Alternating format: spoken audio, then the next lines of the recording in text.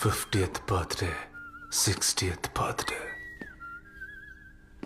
ఏ బర్త్డేకి happy birthday నాన్న అని మనశాంతిగా విష్ చేయలేకపోయాను. ప్రతిసారి ఏదో ఒక సమస్య, కొట్లాట, గొడవ. పొద్దున్నే 7 అవుతోంది, ఇంకెంతని తాగుతావు? నాన్న అనేవారు, నీ కొడుకు నీలాగే తయారైతే అప్పుడు నీకు అర్థం అవుతుంది అని. నేను మీలా కానప్పుడు మరి నా కొడుకు మాత్రం నాలా ఎలా తయారవుతాడు అని నేను అన్నాను.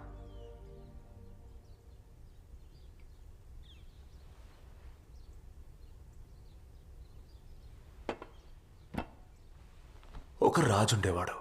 ఆయనకు సెక్సీ కూతురుండేది, ఆవిడే యువరాణి. ఒకరోజు ఆవిడ నదిలో స్నానం చేస్తూ ఉంటే ఒక కోతి వచ్చింది, యువరాణిని వెక్కిరించింది. దాంతో యువరాణికి కోపం వచ్చి కోతి మీద నీళ్లు చల్లింది. బదులుకి కోతి నీళ్లు చల్లి ఏమందంటే దాంతో యువరాణి అప్సెట్ అయింది.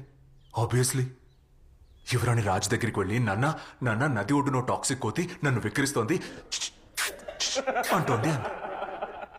రాజు కోపం వచ్చి మంత్రిని పిలిచి, వాట్ ద ఫక్, ఓ కోతి నా కూతురి అంటుంది, వెళ్ళి దాని సంగతి చూడు అన్నాడు. వెంటనే ఆ మంత్రి వెళ్ళి ఆ కోతితో, అరే యార్ నువ్వేం చేస్తున్నావు, నువ్వు చేసిన పనికి దర్బార్ మొత్తం దడదల్లాడిందంటే అప్పుడు ఆ కోతి, అరే యార్ నువ్వేం చేస్తున్నావు, నువ్వు చేసిన పనికి దర్బార్ మొత్తం దడదల్లాడిందంది. ఆ మంత్రి ఏం చెప్పినా చేసినా ఆ కోతి రిపీట్ చేసుకుంటూ వచ్చింది.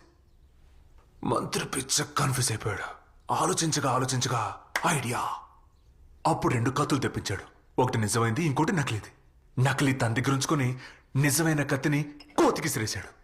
అప్పుడు ఆ నకిలీ కత్తితో